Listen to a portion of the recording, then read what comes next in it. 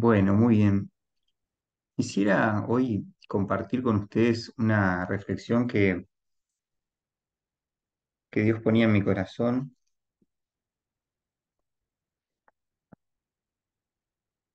y está basada, digamos, en la la historia de Sansón. Pero en la historia de Sansón tenemos muchos aspectos como para reflexionar. Pero me llevaba a pensar, porque estoy trabajando un poco el texto de Sansón con mis estudiantes desde el colegio, que en literatura tenemos que trabajar con Biblia en el programa que yo trabajo de quinto año, y este año había decidido trabajar la historia de Sansón, y venía a mi mente algunas cuestiones que tienen que ver eh, con mucho de su historia, ¿no? Habría muchas cosas para analizar de la historia de Sansón, que está ahí en Jueces del 13 al 16. Los invito a que vayamos al libro de Jueces capítulos 13 al 16, pero vamos a centrarnos en el 16 en este momento.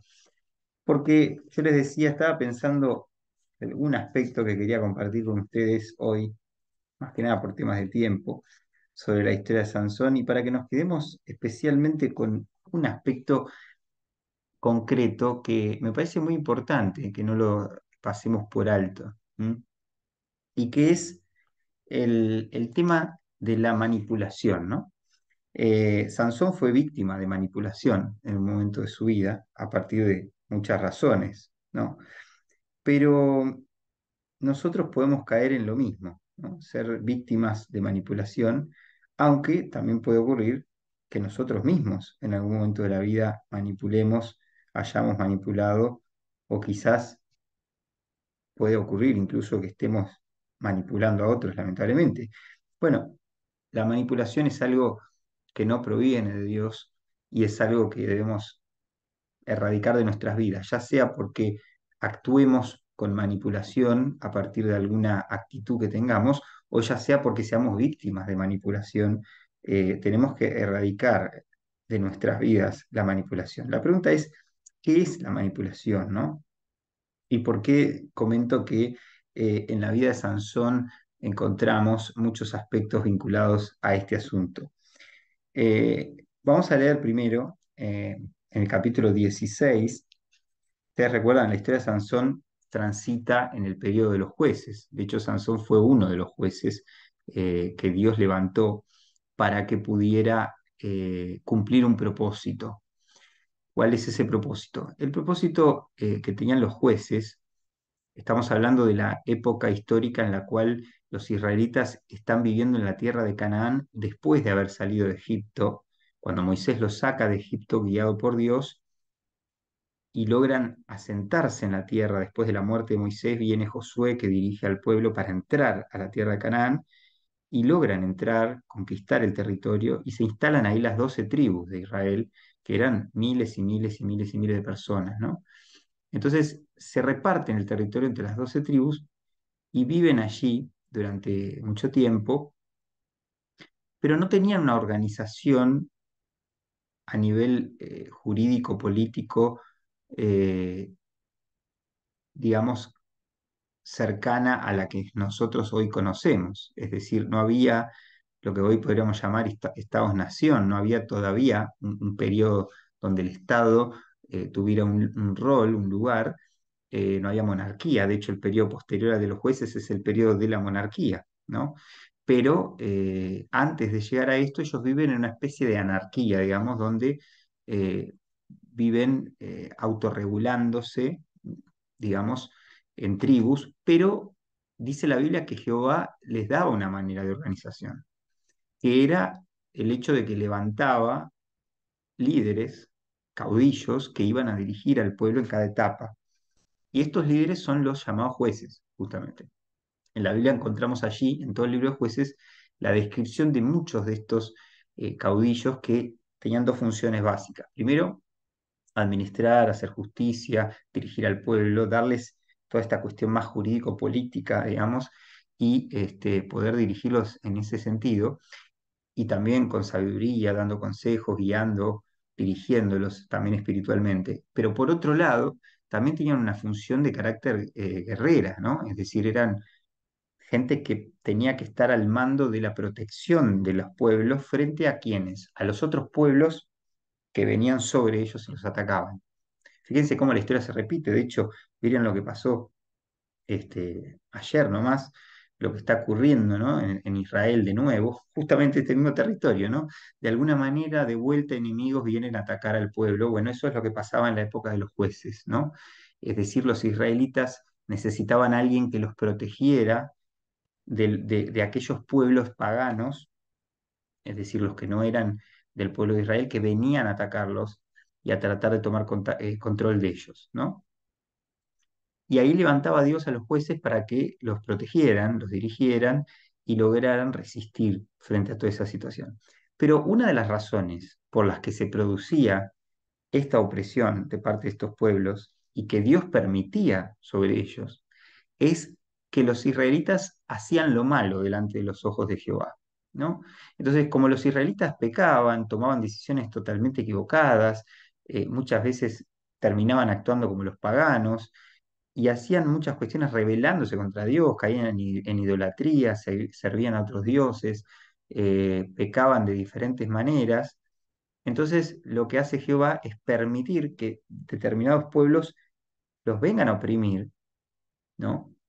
Como una forma, en cierta manera, de disciplina sobre ellos, como una manera de que aprendan, digamos, como escuchábamos hace un ratito, hablando del tema de que como las cosas entran por la fuerza muchas veces, ¿no? La letra a veces no entra sino con sangre, ¿no? Decíamos hace un rato hablando del tema de las sanciones que hay justamente en las leyes y demás, que la gente a veces, hasta que no le cae una multa o no le cae una determinada sanción, no aprende. Bueno, de alguna forma es como si Jehová permitiera que estos pueblos oprimieran a Israel para que ellos tomaran conciencia, se arrepintieran y se volvieran a él.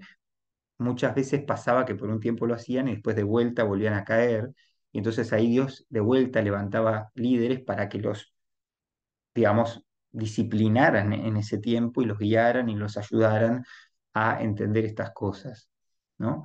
Y de alguna forma ese contexto nos muestra cómo Sansón aparece como uno de estos líderes que Dios va a levantar, y lo dice de hecho al comienzo del capítulo 13, que de alguna forma los israelitas volvieron a hacer lo malo ante los ojos de Jehová y por eso Dios los entrega al poder de los filisteos en esta etapa, ¿no? Había muchos pueblos alrededor de Canaán en esa etapa.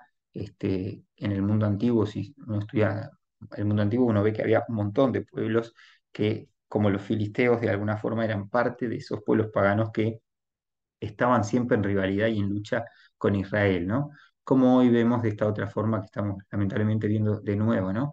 Pero de alguna forma también vemos cómo hay siempre personas en Israel que son parte del pueblo verdaderamente de corazón entregado a Dios y otras veces son personas que se van por sus propios caminos y no les interesa esto. Pero Jehová siempre estaba buscando en esa disciplina de la que hablábamos, nunca los dejaba solos. Es decir, permitía cosas sobre ellos para que, digamos, tuvieran que eh, abrir los ojos y resistir, pero por otro lado les daba la forma de hacerlo, ¿no? Y por eso les daba líderes, para que ellos resistieran, para que ellos pudieran vencer a esos enemigos y para que ellos pudieran aprender de eso y ganar un montón de victorias, ¿no? O sea, y en nuestra vida es igual, ¿no? Es decir, tenemos momentos donde nuestra vulnerabilidad o nuestra situación de sentirnos oprimidos por parte de muchas cosas, uno muchas veces piensa, ¿por qué me pasa esto? ¿Por qué me pasa lo otro? Bueno, muchas veces Dios permite alrededor de las personas muchas cosas por diferentes razones, a veces por razones directas que tienen que ver con nosotros, otras veces por razones indirectas que tienen que ver con otras personas o con otras situaciones más generales y nos cae por consecuencia a nosotros. Entonces, de alguna forma, las razones son múltiples, son multicausales. Lo que habría uno que analizar es si yo estoy dentro de la voluntad de Dios en las cosas que me pasan, ¿no? Es decir, si frente a determinadas cosas que yo no elegí aparentemente, si dentro de determinadas cosas que estoy viviendo me veo enfrentado a determinadas cosas, habría que preguntarse, ¿yo soy responsable de algo de esto? ¿Es algo que me vino por consecuencia de otra cosa anterior que yo me equivoqué? ¿O simplemente es porque Dios lo ha permitido por razones de otra índole, pero que yo tengo que preguntarme qué estoy haciendo yo frente a eso? Esa es la pregunta que nos deberíamos todos hacer. No preguntarnos por qué nos pasan determinadas cosas, sino entender qué rol voy a cumplir, ¿no? Y si estoy haciendo la voluntad de Dios o no, si estoy obedeciendo a Dios en ese contexto, ¿no? Si estoy pasando por una enfermedad, si estoy pasando por un momento de crisis económica, si estoy pasando por un problema de relacionamiento con otros, si estoy pasando por un problema de conflictos que no elegí aparentemente, bueno, preguntarme si estoy obedeciendo a Dios en ese contexto, ¿no? Si estoy en la voluntad de Dios o no. De alguna forma, Sansón va a ser levantado para salvar al pueblo en este momento de rebeldía contra Dios. Pero ocurre algo alrededor de la figura de Sansón, y es que a pesar de que él, si uno lee toda esta historia, y yo les pido que después la lean más en profundidad en sus casas, cuando ustedes van leyendo todos los capítulos de la historia de Sansón, van viendo que él, a pesar de que Dios lo usa constantemente, él siempre está tomando decisiones equivocadas, ¿no? Siempre está tomando decisiones que no iban acorde a lo que Dios quería para un hijo de Dios, para un hijo de Dios en general y especialmente para un hijo de Dios del rango de Sansón, en el sentido de que él era una persona llamada a un ministerio especial, ¿no? Él era un nazareo. Los nazareos eran personas consagradas a Dios de manera muy especial, ¿no? Es como si dijéramos personas que han llamado a ser evangelistas, o a ser maestros, o a ser pastores, o a ser personas que cumplen una función espiritual de mucha importancia, no solamente como un hijo de Dios cualquiera, que todos deberían obedecer estas cosas, pero especialmente una persona como él debía ser mucho más riguroso y cuidadoso en la forma en la que tomaba decisiones. Y él permanentemente está tomando decisiones basado en sus emociones, basado en lo que a él le parece, basado en lo que él siente, basado en lo que él va viendo que se da, ¿no?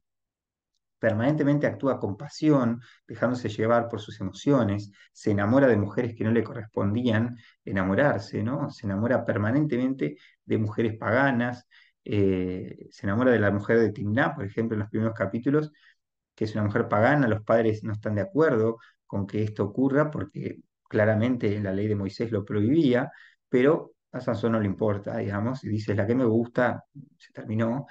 Esto le trae un montón de problemas que ustedes después pueden leer, pero yo quiero llegar al capítulo 16, porque en el capítulo 16, después de que Sansón queda solo, se separa de esa primera mujer, en un momento tiene apetitos sexuales, va y se acuesta con una prostituta, eh, come comida impura, ¿no? Por ejemplo, come la miel que después de haber matado un león, termina comiendo miel que había quedado en la boca del león y que eso lo volvió un alimento impuro según la ley de Moisés, y a él no le importa, se la come igual, le oculta a sus padres esto, eh, y hace un montón de cosas que lo van digamos, le van trayendo impurezas, ¿no? A su vida espiritual.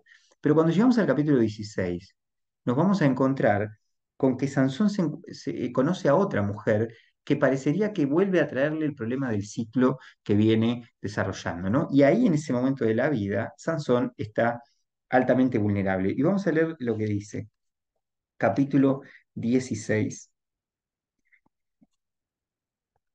Dice, voy a leer en la versión Dios habla hoy, versículo 1, capítulo 16. Un día Sansón fue a la ciudad de Gaza. Allí vio a una prostituta y entró en su casa para pasar la noche con ella. Esto es lo que les comentaba recién, ¿no? Y dice después, cuando los de Gaza supieron que Sansón estaba en la ciudad, la rodearon y se quedaron vigilando las puertas de la ciudad todo aquel día. Por la noche se fueron a descansar pensando que lo matarían cuando amaneciera, pero Sansón estuvo acostado solo hasta la medianoche. A esa hora se levantó y arrancó las puertas de la ciudad junto con sus pilares y su tranca, y echándose todo ello al hombro, se lo llevó a lo alto del monte que está frente a Hebrón. Después, Sansón se enamoró de una mujer llamada Dalila, que vivía en el valle de Sorek. Los jefes de los filisteos fueron a ver a Dalila y le dijeron, engaña a Sansón y averigua de dónde le vienen sus fuerzas extraordinarias y cómo podríamos vencerlo. Así podremos atarlo y tenerlo sujeto. A cambio de tus servicios, cada uno de nosotros te dará 1.100 monedas de plata. Entonces ella le dijo a Sansón, por favor, dime de dónde te vienen tus fuerzas tan extraordinarias. ¿Hay algún modo de atarte sin que te puedas soltar? Y Sansón le respondió, si me atan con 7 cuerdas de arco que todavía no estén secas, perderé mi fuerza y seré un hombre común y corriente. Los jefes de los filisteos le llevaron a Dalila 7 cuerdas de arco nuevas, y con ellas Dalila ató a Sansón. y como ya antes había escondido a unos hombres en su cuarto, gritó: Sansón, te atacan los filisteos. Entonces Sansón rompió las cuerdas como si fueran un cordón quemado, y los filisteos no pudieron averiguar de dónde le venía su fuerza. Dalila le dijo: Me engañaste, me has estado mintiendo, pero ahora sí, por favor, dime qué hay que hacer para atarte. Y Sansón le respondió: Si me atan con sogas nuevas que nunca se hayan usado, perderé mi fuerza y seré un hombre común y corriente. Entonces Dalila tomó unas sogas nuevas, lo ató con ellas y gritó: Sansón, te atacan los filisteos. También esta vez ella había escondido unos hombres en su cuarto, pero Sansón rompió las sogas como si fueran hilos delgados. Dalila le dijo a Sansón: Todavía me sigues engañando, todavía me estás mintiendo. Dime qué hay que hacer para atarte. Y Sansón le contestó: Lo que tienes que hacer es entretejer 7 trenzas de mi cabello con la tela del telar y clavar bien la estaca en el suelo. Así yo perderé mi fuerza y seré un hombre común y corriente. Entonces Dalila hizo dormir a Sansón y tomando las 7 trenzas de su cabello, las entretejió con la tela del telar. Después de lo cual clavó bien la estaca en el suelo y gritó: Sansón, te atacan los filisteos. Pero Sansón se levantó y arrancó del suelo la estaca y el telar. Entonces ella le dijo: Mentiroso, ¿cómo te atreves a decir que me quieres? Ya van 3 veces que te burlas de mí, y todavía no me has dicho de dónde te viene toda tu fuerza. Como era tanta la insistencia de Dalila, que a todas horas le hacía la misma pregunta, Sansón estaba tan fastidiado que tenía ganas de morirse. Así que finalmente le contó a Dalila su secreto. Nadie me ha cortado jamás el cabello, porque desde antes de nacer estoy consagrado a Dios como nazareo. Si me llegaran a cortar el cabello, perdería mi fuerza y sería tan débil como un hombre común y corriente. Cuando Dalila se dio cuenta de que esta vez sí le había descubierto su secreto, mandó a decir a los jefes filisteos: Ahora sí vengan, que Sansón me ha descubierto su secreto. Entonces ellos fueron a verla con el dinero en la mano. Dalila hizo que Sansón se durmiera con la cabeza recostada en sus piernas y llamó a un hombre para que le cortara las 7 trenzas de su cabellera. Luego ella comenzó a maltratarlo y le gritó: Sansón, te atacan los filisteos. Sansón se despertó creyendo que se libraría como las otras veces, pero no sabía que el Señor lo había abandonado. Entonces los filisteos lo agarraron y le sacaron los ojos y se lo llevaron a Gaza, en donde lo sujetaron con cadenas de bronce y lo pusieron a trabajar en el molino de la cárcel. Sin embargo, su cabello empezó a crecerle de nuevo. Vamos a leer hasta acá por el momento. Después vemos cómo lo llevan a Sansón, adoran a ese dios Dagón que ellos adoraban, lo ridiculizan, lo maltratan, abusan de él de distintas formas. Y finalmente Sansón pide y clama a Dios por ayuda y Dios le devuelve en ese momento su fuerza y entonces Sansón termina destruyendo ese templo, tirando abajo las columnas y mueren más personas en ese momento que las que había matado Sansón anteriormente en toda su vida, ¿no? Y de esa forma, de alguna manera, la conclusión es como que de alguna forma Sansón terminó de cumplir lo que había ido cumpliendo por años y años en términos generales, más allá de que siempre estaba cayendo y cometiendo errores, igual había ido cumpliendo la voluntad de Dios y finalmente la termina de cumplir de manera total con su propia muerte, ¿no? Pero nos deja mucho esta figura de Sansón para reflexionar, ¿no? Yo decía hace un rato, Sansón estaba vulnerable, toda esa situación previa, ¿no? Lo llevó a esta vulnerabilidad y cuando conoce a Dalila, ya su corazón estaba, digamos, por sus propias equivocaciones, abierto a la posibilidad de que fuera manipulado, ¿no? Y justamente me llevaba a preguntarme, ¿no? ¿Cómo enfrentar las manipulaciones? Que es un poco el tema de hoy. Y, y eso nos lleva a definir qué es manipulación, ¿no? Y bueno, la Real Academia Española, por ejemplo, da 4 acepciones de la palabra manipular. Dice que viene del latín manipulare, que quiere decir, primero, operar con las manos o con cualquier instrumento. Segundo, trabajar demasiado algo, sobarlo, manosearlo. Tercero, intervenir con medios hábiles y a veces arteros en la política, en el mercado, en la información, etcétera, con distorsión de la verdad o la justicia y al servicio de intereses particulares. Y en cuarto lugar, manejar a alguien los negocios a su modo o mezclarse en los ajenos. O sea que de todas estas acepciones, básicamente podríamos concluir en que manipular es cuando alguien de alguna forma hace lo que quiere con nosotros de una manera intencionada, muchas veces ocultándonos lo que está queriendo hacer, pero está como moviéndonos manoseándonos de un lado para el otro a partir de sus propias motivaciones y objetivos, y lo que termina haciendo con esto es distorsionar las cosas reales, ¿no? Y engañarnos para cumplir con nosotros sus propios objetivos. O sea, por eso la manipulación es tan engañosa y tan negativa, ¿no? Porque destruye a los que son manipulados, eh, porque hay alguien que con intereses que muchas veces no revela, nos engaña y nos utiliza para sus propios fines, ¿no? Y obviamente, como dice acá en esta acepción, digo, eso se ve en la política, se ve en la comunicación, se ve en las religiones, se ve en un montón de cosas, ¿no?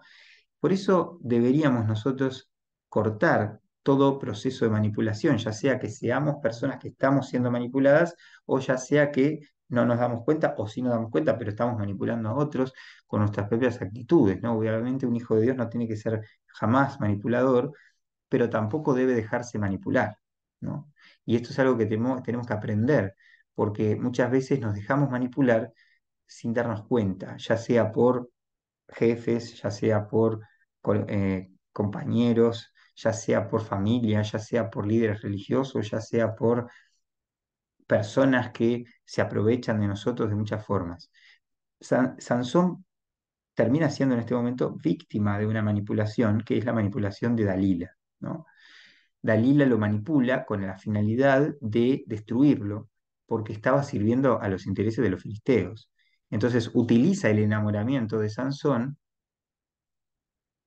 para que él en esa situación, como sus emociones están totalmente desbordadas y están totalmente entregadas a esa vulnerabilidad, entonces lo puede utilizar. Fíjense que lo engaña un montón de veces y él no se da cuenta o no quiere darse cuenta. Bueno, justamente vamos a hablar de 4 características que son propias de la manipulación, ¿no? Para identificar cuando alguien está siendo manipulado. Y para eso voy a recurrir a un pequeño videito de 3 minutos donde el pastor Bernardo Stamateas, que es psicólogo, ustedes conocen, además de pastor, habla mucho de estos temas y él explica cuáles son las 4 fases que hay en la manipulación y cómo salir de ellas.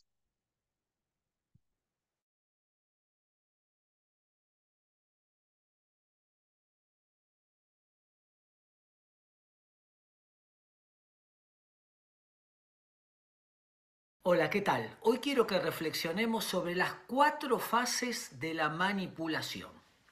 La primera es la negación. La persona está siendo manipulada y no se da cuenta que está siendo manipulada. Está en la fase donde el manipulador le da algo que estaba necesitando. Le daba A para quitarle B.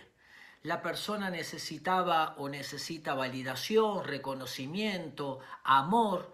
El manipulador da A para quitar B sin que se dé cuenta. La primera fase entonces es la negación. Cuando alguien quiere ayudar a alguien que está siendo manipulado y está en esa fase, la persona no reconoce que está mal.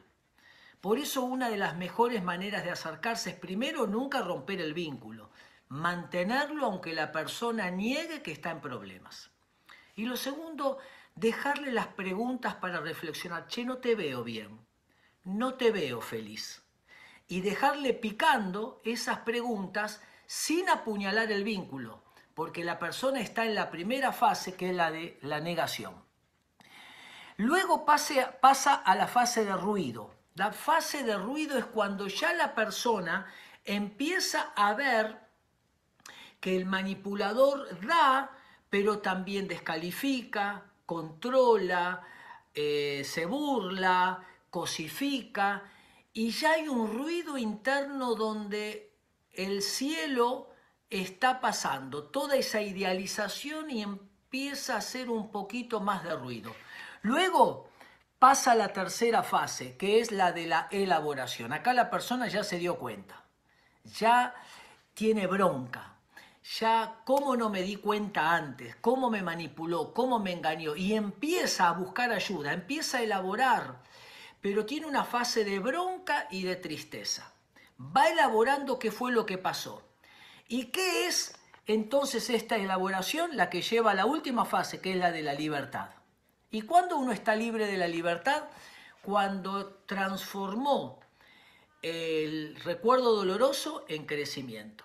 Me di cuenta que mientras me daba A, me quitaba B. Mi vulnerabilidad fue la puerta de entrada a la manipulación. Entonces la persona ya no tiene bronca, ya perdonó, hizo contacto cero, mira hacia adelante con el aprendizaje importante de lo que yo necesito, no voy a esperar que otros me lo den, me lo voy a dar yo a mí mismo. Tenemos que acompañar el proceso con paciencia.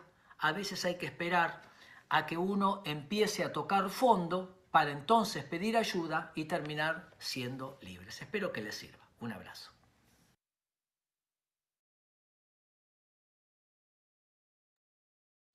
Bien, de alguna forma, en estas cuatro características que comentaba esta Mateas, vemos muy claramente, ¿no? Las cuatro fases, si ustedes leen toda la historia van a ver, ¿no? Cómo Sansón pasa por estas cuatro fases, especialmente acá, ¿no? Eh, Vieron que él al principio habla de esa vulnerabilidad, ¿no? La persona está vulnerable y entra en el proceso de ser manipulado. Sansón venía siendo, digamos, vulnerable porque, como dije, primero tomó decisiones equivocadas porque sus padres querían que él se casara con una israelita y cuando él ve a una mujer de Timná, se enamora de ella y le dice que quiere casarse con ella y ellos le dicen, pero no hay una israelita y alguien o de la familia o del pueblo, digamos, con la que te puedas casar, tenés que ir a buscar una pagana. Y él dice, ah, es la que me gusta. Bueno, va y se casa con ella, ¿no? Por otro lado, vemos cómo después de esto se produce todo un conflicto porque empieza a verse, por ejemplo, la situación de los impulsos de Sansón, ¿no? Su agresividad, sus impulsos, digamos, su actitud, su temperamento colérico, digamos, lo muestra por ponerse muy violento, digamos, se pelea con los que vienen, con algunos de los filisteos que estaban alrededor de esa mujer, termina, digamos, matando a varios de ellos, finalmente, por un conflicto que tiene, termina, por ejemplo, eh, enojándose todavía más cuando se entera de que luego de un conflicto que tiene con ella, después de casarse, él se separa, aunque era costumbre en los pueblos de ese momento que a veces se casaban y seguían viviendo en las casas de los padres y se visitaban temporalmente, pero Sansón de alguna forma se separa un tiempo de esta mujer por esta situación, se va a una cueva a vivir solo y después vuelve a buscarla. Y cuando la vuelve a buscar, el suegro la ha entregado a otro hombre porque pensó que la había dejado, ¿no? Y entonces Sansón se enoja más todavía y se pelea con un grupo de filisteos de nuevo. Y después de eso, estos hombres, como venganza contra lo que ha hecho Sansón, que les ha prendido fuego sus campos con las zorras y demás, van y matan al suegro y a la mujer, ¿no? Y los prenden fuego. Y ahí Sansón se enoja más todavía y se produce toda una situación muy complicada, ¿no? Eh, y entonces,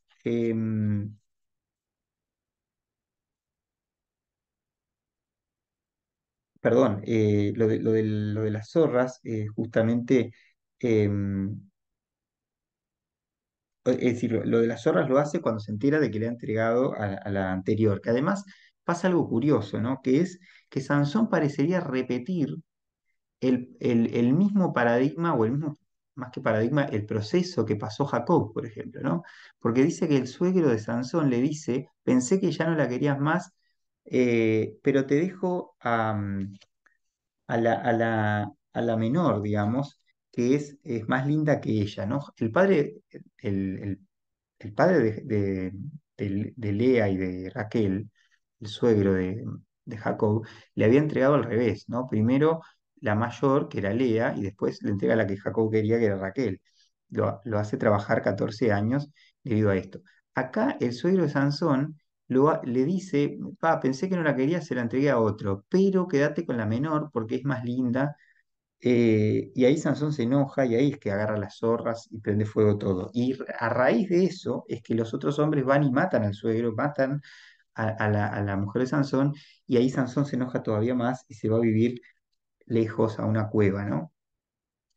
Y después de esto es cuando vemos eso de que va y se acuesta con una prostituta, evidentemente esas pasiones de Sansón lo llevan a que no controle tampoco sus apetitos sexuales, entonces va y busca una prostituta y después conoce a Dalila que lo empieza a manipular. Quiere decir que todo ese proceso emocionalista de Sansón lo llevó a esta vulnerabilidad. Y acá esta Matías hablaba de las cuatro características, ¿no? Primero, la negación. Sansón no se da cuenta, ¿no? De que Dalila lo está manipulando, a pesar de que lo engaña permanentemente y lo está presionando y tratando de convencer de que le diga el secreto de su fuerza, y todavía le dice, o sea, lo obliga a mentir, ¿no? Sansón miente, y cuando miente no se da cuenta ni siquiera que ella luego le sigue preguntando sobre lo mismo, porque se da cuenta de que no le ha contado la verdad y los filisteos vienen a tratar de atraparlo y él los vence, pero no se da cuenta nunca, ¿no? Es como cuando nosotros estamos en esa situación de negación que dice Sansón, donde no nos damos cuenta de que otros nos están,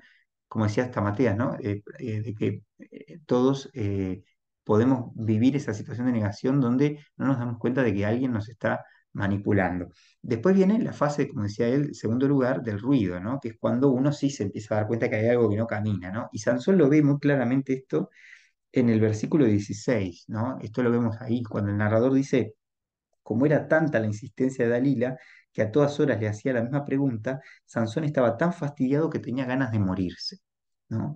Es decir, Sansón se empieza a dar cuenta de que algo no está funcionando, ¿no? Y se quiere morir, ya su vínculo no es el idealizado que esperaba, ¿no? Y entonces empieza como su relación a verse complicada, ¿no? Em, y ahí es que vamos a ver cómo llega a la tercera fase, que es la de la elaboración.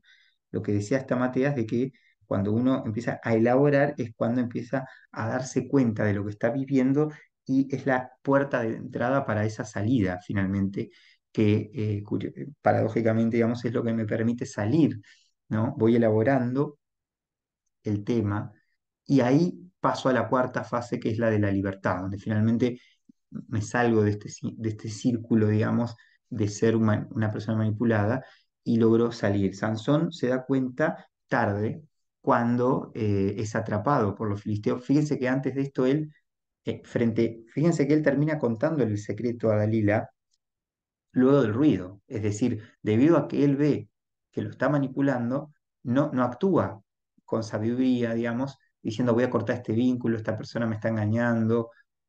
No hace eso. Lo que hace es explosivamente contarle todo. O sea, actúa por el impulso de esa pasión y ese temperamento colérico de decir, colérico y sanguíneo, ¿no? De decir, está bien, ¿sabes qué? Me tenés cansado, te voy a contar lo que me pedís, ¿no? O sea, le reveló lo más profundo que no tenía que revelar, que era la razón por la cual Dios le había dado este don de la fuerza. Se lo dio a sus enemigos, ¿no? Le entregó el secreto de su don, de su ministerio, de su llamado, podríamos decir, de su misión en el mundo, del poder que le había Dios otorgado, digamos, lo despreció y se lo dio a sus enemigos, que eran los filisteos, ¿no? A través de una persona que en este caso era ella. Y entonces, hasta ahí Sansón todavía se equivoca incluso, ¿no? En el hecho de no cortar a tiempo este vínculo insano, sino que más bien le entrega la respuesta que ella esperaba, ¿no?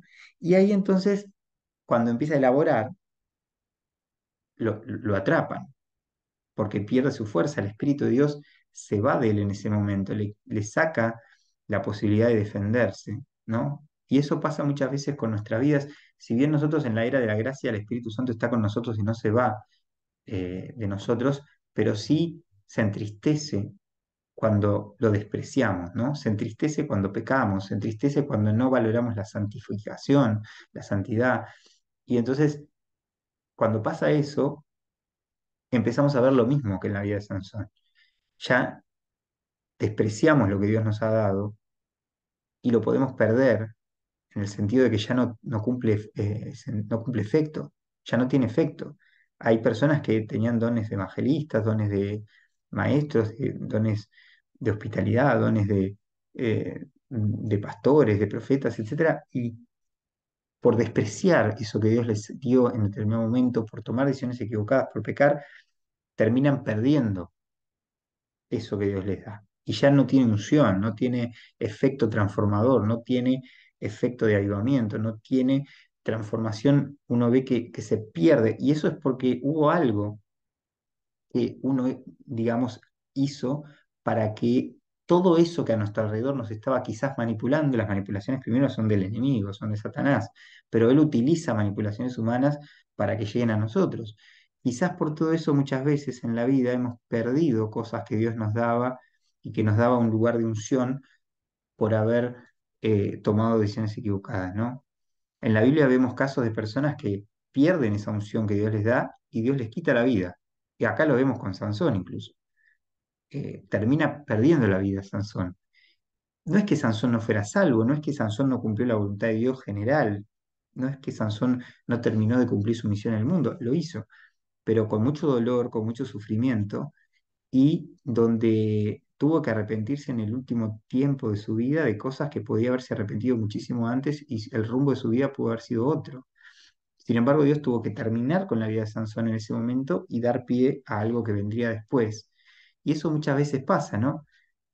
A lo largo de la historia uno ve liderazgos de personas que llevan adelante misiones y cumplen propósitos, pero cuando dejan de cumplir esos propósitos por sus propios errores, entonces Dios ¿qué hace? Como Dios sigue trabajando en la historia, Dios no nos necesita a nosotros para cumplir sus objetivos y los va a cumplir, hagamos lo que hagamos. Entonces quita muchas veces esa especie de unción especial de una persona y se la da a otra persona para que siga haciendo lo mismo, ¿no? Eh, y a veces Jesús mismo dice, si ustedes no hablan, las piedras hablarán, ¿no? Le dice a los discípulos. O sea, como diciendo, si ustedes no cumplen la voluntad de Dios, igual una piedra va a cumplir la voluntad de Dios, ¿no?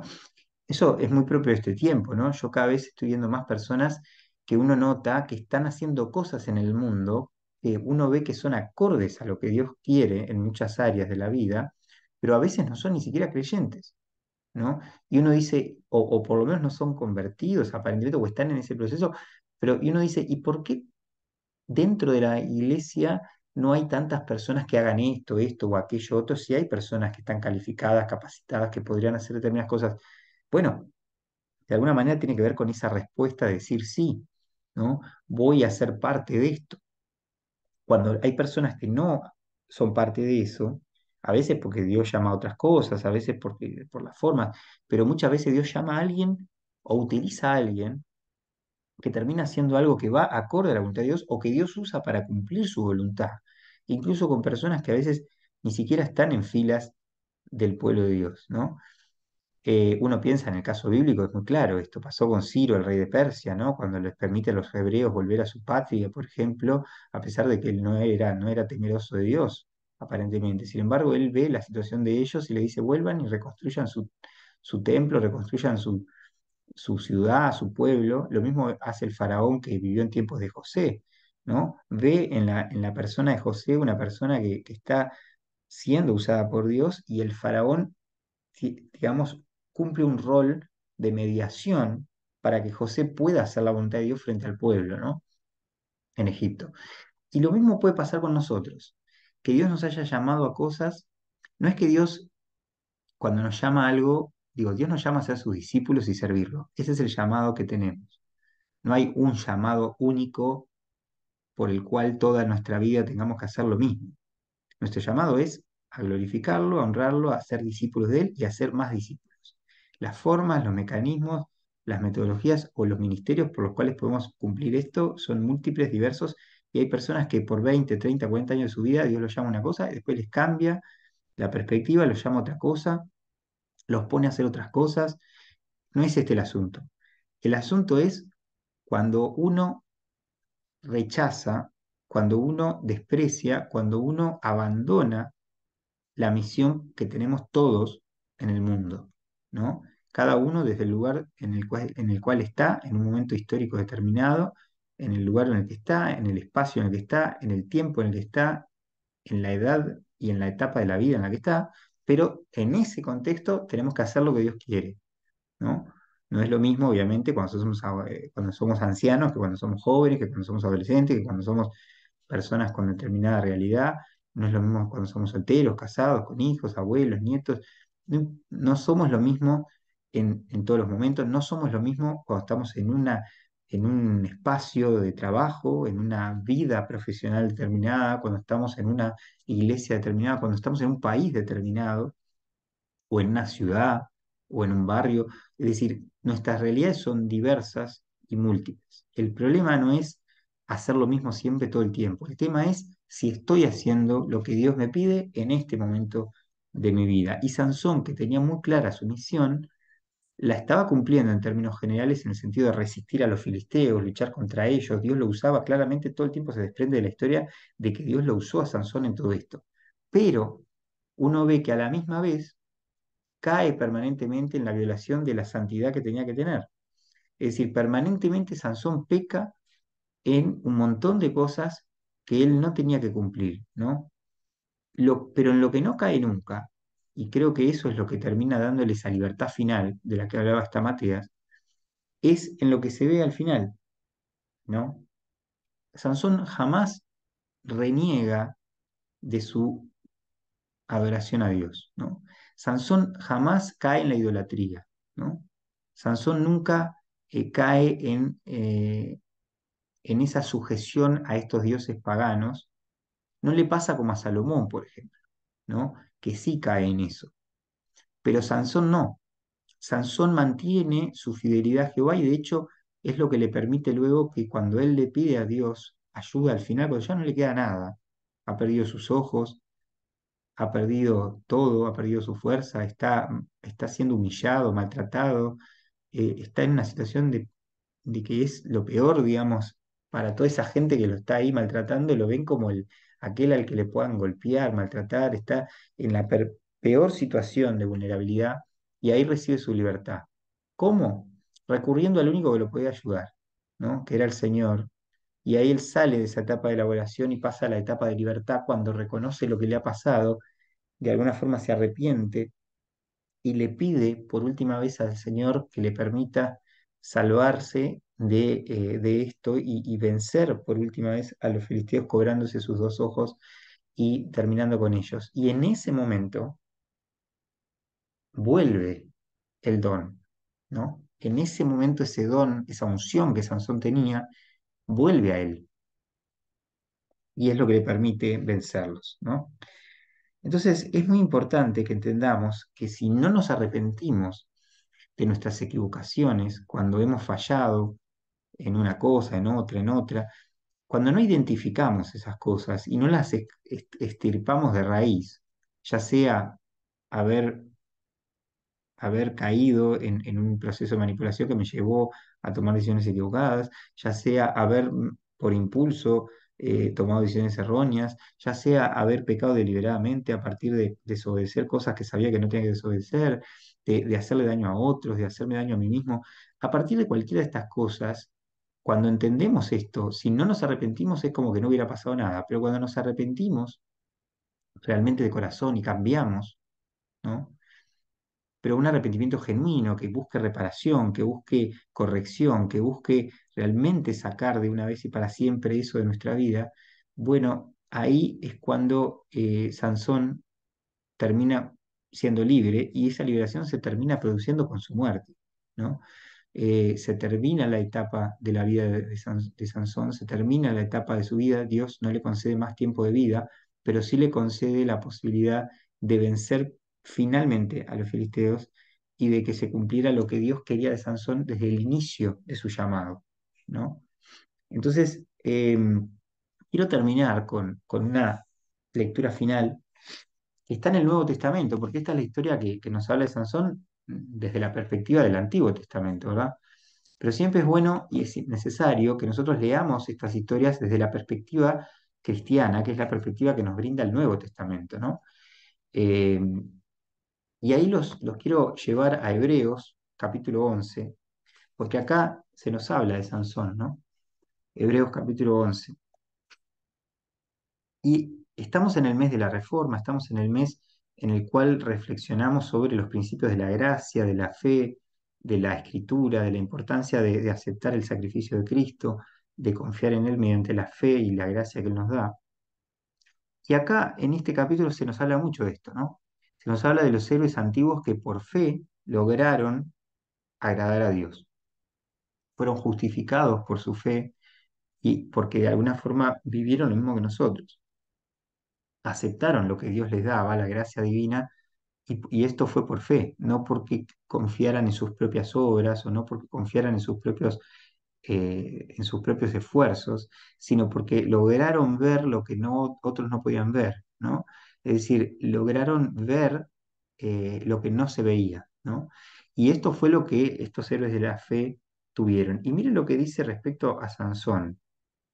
Dice, viene hablando de muchos, ¿no? Y en la última parte dice, en el versículo 32 del capítulo 11 de Hebreos, dice, ¿qué más voy a decir? Me faltaría tiempo para hablar de Gedeón, de Barak, de Sansón, de Jefté, de David, de Samuel y de los profetas. Por la fe conquistaron países, impartieron justicia, recibieron lo que Dios había prometido, cerraron la boca de los leones, esto lo hizo Sansón, ¿no?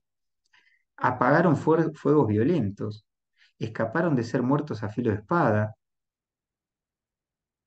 esto también en cierta forma lo hizo Sansón, sacaron fuerzas de flaqueza y llegaron a ser poderosos en la guerra, venciendo a los ejércitos enemigos, esto lo hicieron muchos, ¿no? Pero Sansón también en parte. Hubo mujeres que recibieron otra vez con vida a sus familiares muertos.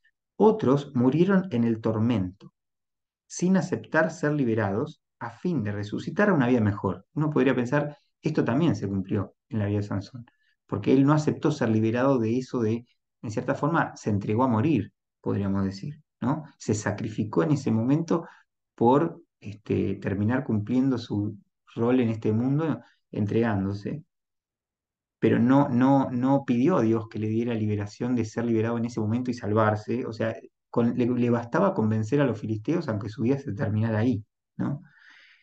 Y de alguna forma uno podría pensar que cuando dice esto acá, podría incluso aludir a la propia historia de Sansón, ¿no? Además de otros. Pero dice, otros sufrieron burlas y azotes y hasta cadenas y cárceles, ¿no? Esto también. Y dice, y otros fueron muertos a pedradas, aserrados por la mitad o muertos a filos de espada, anduvieron de un lado a otro vestidos solo de piel de oveja y de cabra, pobres, afligidos y maltratados. Obviamente acá no está haciendo alusión a él, pero sí a otros. Estos hombres que el mundo ni siquiera merecía, anduvieron sin rumbo fijo por los desiertos y por los montes y por las cuevas y las cavernas de la tierra. Fíjense que Sansón también se metió en una cueva en un momento, ¿no? Buscando esa especie de refugio interno que muchas veces como seres humanos buscamos. Y dice, ni el mundo merecía a estas personas, ¿no? O sea, como diciendo, cumplían cosas que ni siquiera el resto de las personas merecían que hubiese personas que cumplieran eso, porque traían beneficio incluso para ellos. Dice, sin embargo, versículo 39, ninguno de ellos recibió lo que Dios había prometido, aunque fueron aprobados por la fe que tenían. Y acá es curioso, ¿no? Porque es como que nos llamara a todos a reflexionar y preguntarnos, ¿desde qué momento nosotros nos molestamos, nos enojamos con Dios o con la realidad de la vida porque no recibimos lo que se supone que esperamos de parte de Dios, ¿no?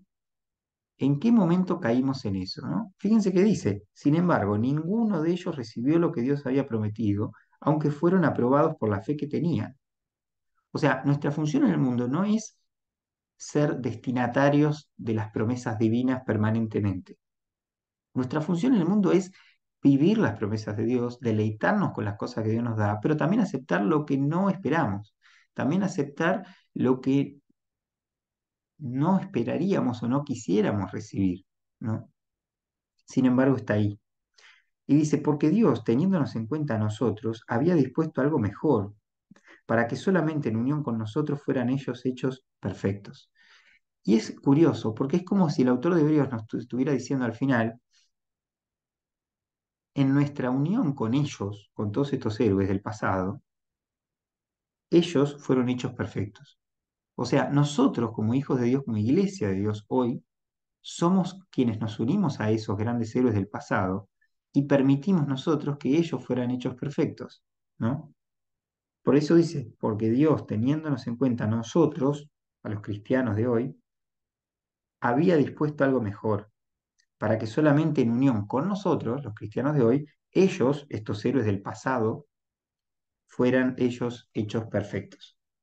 O sea, ellos también fueron justificados por su fe y su fe implicaba confianza e implicaba fidelidad a Dios. Y es lo que Sansón termina haciendo. No se sujetó a los cultos paganos, no se sujetó a esto, sí se sujetó a las pasiones que él tenía, a sus propios errores y equivocaciones, y eso no lo hizo, no lo hace más justificable, ¿no? Al contrario, por culpa de todo eso terminó teniendo el destino que tuvo en esta vida. Pero gracias a la gracia divina consiguió el destino que sí necesitaba tener en la otra vida, ¿verdad? Que es la que tiene hoy, digamos, junto al Señor y que cada uno de nosotros también tenemos. Entonces, no importa si vivimos poco o mucho, no importa si hacemos o no hacemos determinadas cosas que queremos hacer, no importa cuánto hacemos o conseguimos lo que se supone que son las promesas que Dios tiene para nosotros, lo que importa finalmente es cumplir la voluntad de Dios, ¿no?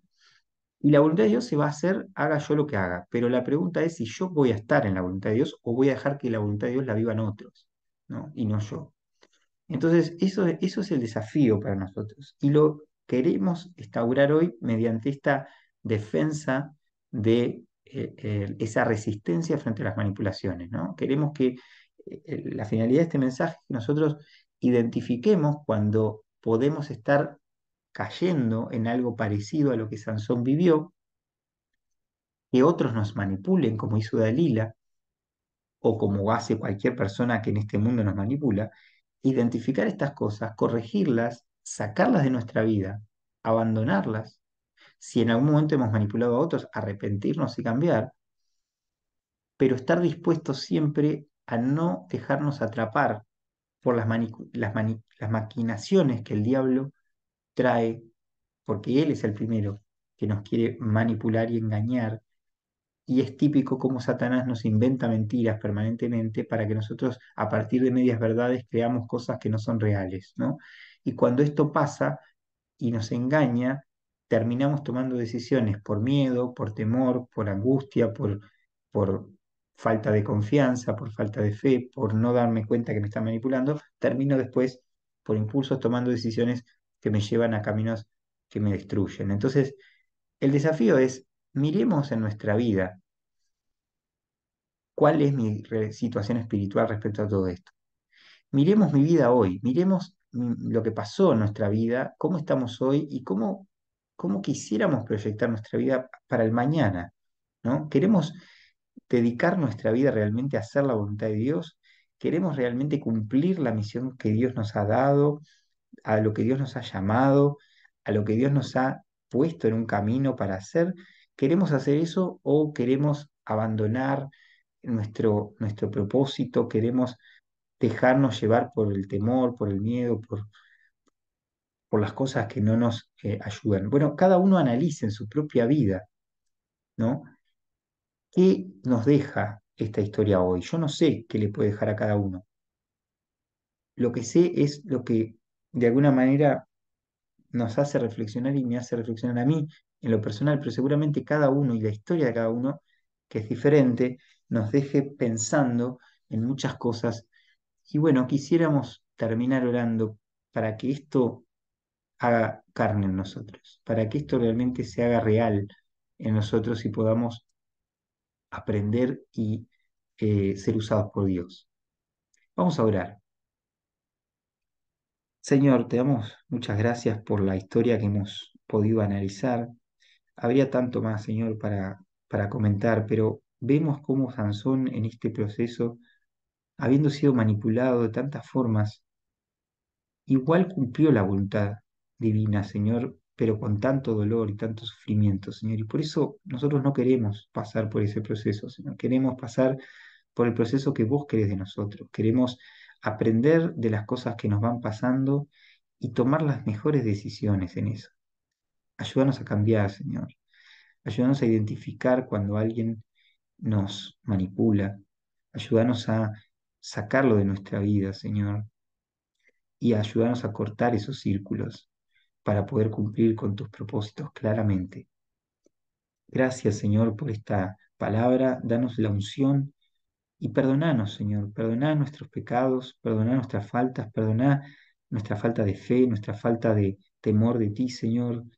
Si hay algo en lo que hemos fracasado, Señor, en estos años, en estos tiempos, en este momento de nuestra vida, que podamos sacarlo, extirparlo de nuestra vida y empezar de nuevo en una etapa de pureza, de santificación, de llenura de tu Espíritu Santo, donde veamos tu unción y tu gloria. Señor, gracias por todo. Te adoramos, Jesús. En el nombre de Cristo oramos. Amén.